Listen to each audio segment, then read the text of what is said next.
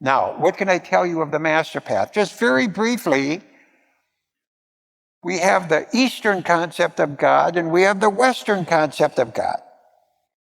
The Western concept of God says that heaven's up there, hell's down there. You've got to go through a priest, a pope, a minister, or reverend through the church in order to make contact with spirit or the divine force. The church and the pope and the ministers are going to act as an intermediary for you. And everything is external. That's the Western concept of God. You pray to God, you devote yourself to God. God's son, Jesus, has been placed on such a high pedestal, purposely, that no one could ever match his stature, his miracle-making abilities, his doctrine, his character, and they've done that purposely. That's the Western concept of God.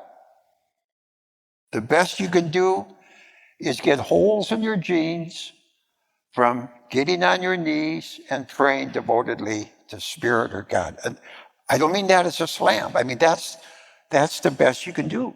And what are they going to do for eternity? Well, they don't have an answer for that. But they'll say something like, well, worshiping Jesus, singing songs, stuff like this, very immature. But I don't mean to mock it, but that's the Western concept. The Eastern concept of God is completely different, and this is what the MasterPath embodies and represents as well. God's not up in the sky. Spirit's not in the sky. Soul's not up in the sky. It's a process. Instead of going outward, we go inward. The gate is right here. God is not something we worship. The Eastern concept of spirituality is that God and spirit are found at the base of consciousness. You can't even worship God or spirit appropriately from the Eastern point of view until at a minimum you find out who you are. Not certain. Know thyself. Self-realization. And so the whole emphasis of the Eastern approach to God, God's hardly even ever mentioned because it is so elevated and high, you don't pick up the God thought, the God effort, until you've found spirit, and you can't find spirit until you've realized yourself.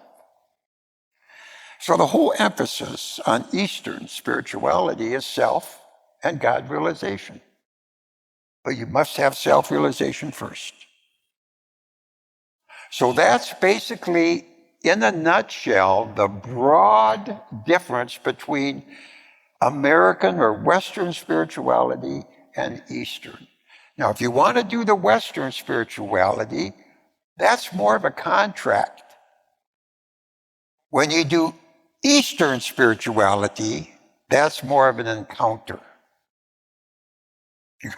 You're going to be encountering the master. You're going to be encountering the inner master, the Shabda truth at a whole new level.